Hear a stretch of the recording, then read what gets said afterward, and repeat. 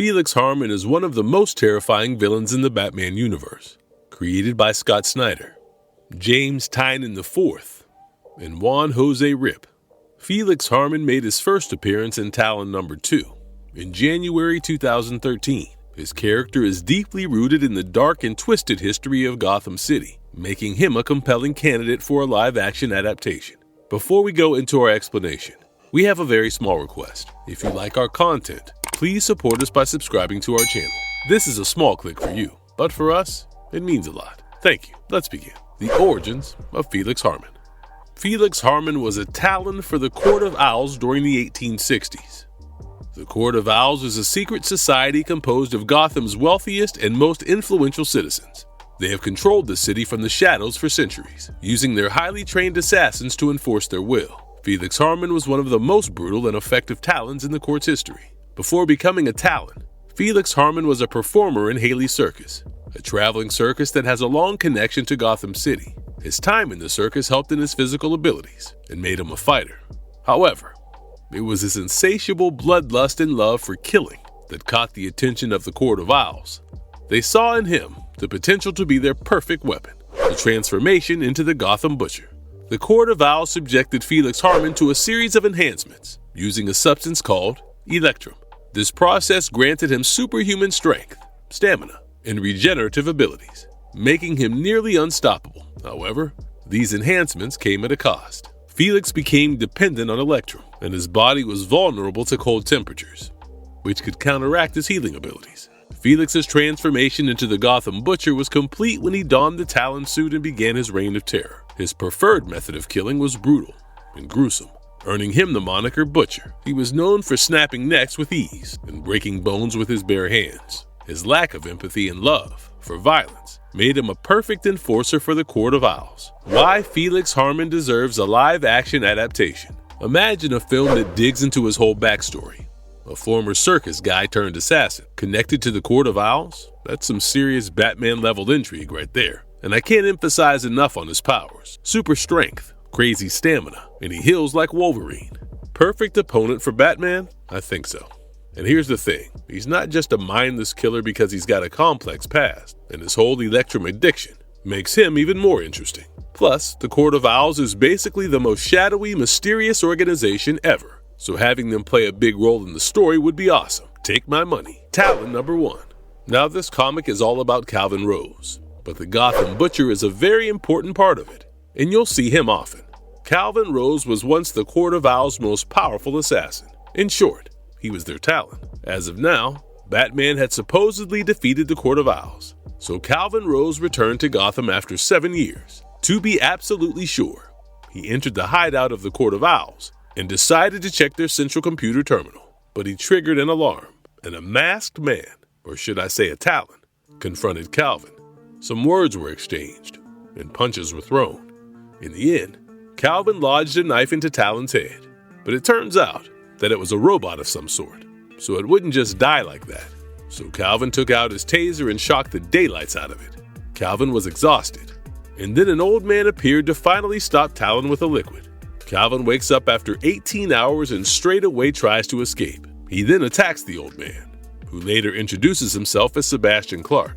He wanted to get along with Calvin and wipe the Court of Owls from the face of Earth. Calvin initially disagrees, but Sebastian told him that a woman named Casey Washington was in danger again. Now, fun fact, Casey was the same woman because of whom Calvin left the Court of Owls. And this was enough for Clark to change his mind and step into a chamber very similar to what we saw in Captain America. His body mass increased significantly, and he adorned a very stunning Talon costume. Talon #2. In the next issue, we get to see the Orchard Hotel. And somewhere in that hotel was the key to the perpetual wealth and power of the Court of Owls. Calvin Rose was sneaking into the hotel, and he managed to take out some guards. But he was disappointed to find out that the treasure was just an owl mask. And too bad, someone sneaked up behind him and attacked him. It was Benjamin Orchard, and according to him, his father built that hotel. Benjamin wore the golden mask and fought Calvin, and he actually injured him quite badly. But Sebastian had already planned on blowing up the hotel, and he did. Benjamin saw his legacy being burnt right in front of his eyes. Calvin tried to change Benjamin's mind about the Court of Owls, but he could not succeed. As the hotel was engulfed in fire, Calvin rushed out, and Benjamin got covered in molten gold. Now, deep beneath Gotham, we see some owls heading towards the tomb of the unworthy. The owls were worried about traitors, and to fix that, they decided to wake up a certain Talon called Felix Harmon. Felix was entombed in the 1860s for killing 140 non-targeted civilians and 2 members of the court, and he did it out of boredom. As you can see, he is quite the monster. Talon number 3. This issue starts off with a flashback. 6 years ago, Calvin is seen leaving New York City to save the people around him.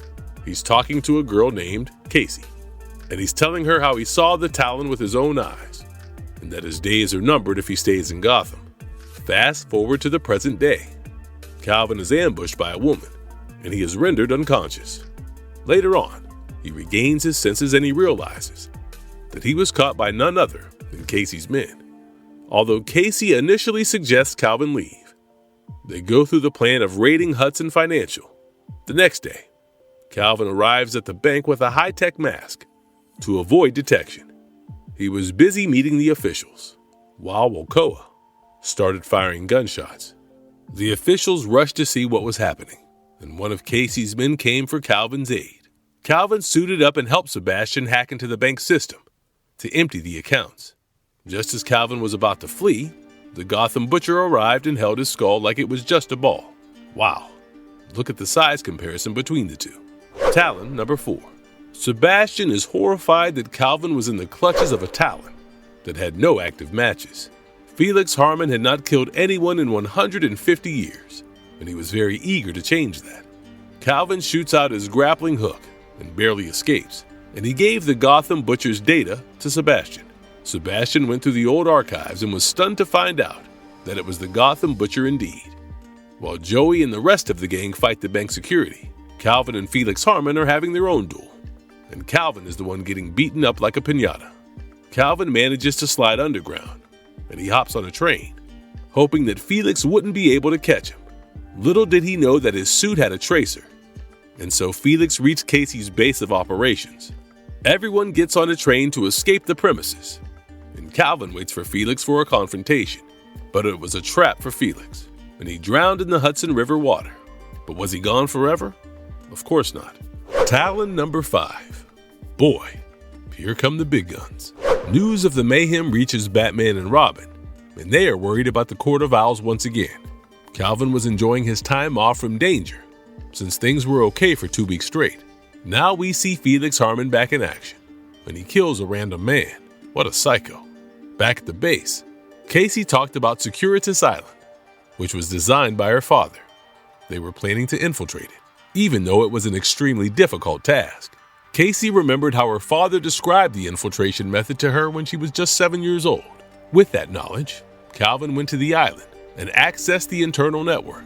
Casey found out about the mysterious CEO, John Wycliffe.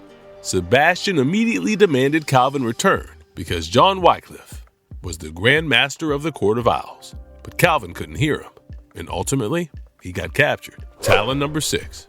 Calvin managed to escape the 3 Talons that held him captive, but he got caught in a pipe flooding. He survived by holding on to some steel rods, with another Talon named Nathaniel hanging just under him. Calvin tried to make Nathaniel understand that he had been indoctrinated since he was a child. Calvin needed Nathaniel's help to stop the Court of Owls. Meanwhile in Gotham, Felix Harmon set his sight on Batman, after Batman was seen investigating the crime scene of the family Felix had killed. But Felix couldn't pursue this, as he was instructed to focus on Calvin Rose exclusively. Batman got the traces of Felix anyway. This is interesting. Now, Nathaniel brought Calvin to the other Talons, and they were glad. They brought him to John Wycliffe. Meanwhile, Casey was a little suspicious of Sebastian, so she went out on some sneaking of her own. John told Calvin how Sebastian was a member of the Court of Owls, but Calvin was not buying. But what did Casey find? That Sebastian was indeed a member, and he was the one who recruited Calvin as a little boy. Talon number 8.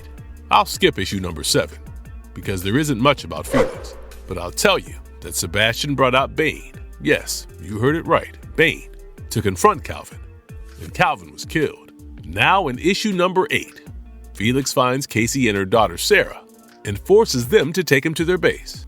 There, they find out that Calvin had already been killed. Now in the Gotham Public Library, the court is discussing the happenings in the city. We also get to see Casey being tortured by Felix and John Wycliffe for information. And the craziest part is that John orders the revival of Calvin's dead body. Calvin is being blackmailed regarding Casey and Sarah, and he has no option but to kneel in front of his masters. He reveals that he was killed by Bane, and John puts two and two together to realize that Sebastian might be in Santa Prisca. Now in Santa Prisca, Sebastian and Bane were riling up the crowd with their words, and the people were loving it. Calvin was ordered to kill Mary Turner, and he had no choice but to comply. Talon, number 9. Now Calvin tried his best to kill Mary Turner, but he couldn't convince himself to do it. Even though he was practically dead, he was still human. So together they devised a plan and injected the syringe into another dead body to fool John Wycliffe. And this actually worked. John believed him and was about to send him to Santa Prisca to capture Sebastian. Calvin just had one request: to spend some time with Casey. Now, of course, Casey couldn't believe that Calvin was alive. The two kissed, and Calvin slipped something into Casey's mouth.